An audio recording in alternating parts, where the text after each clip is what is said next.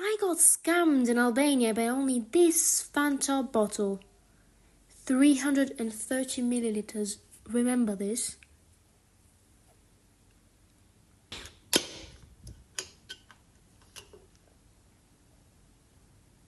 Now look.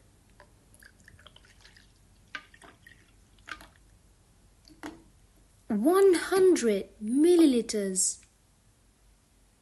This has to be a sick joke. I mean, how is this even possible?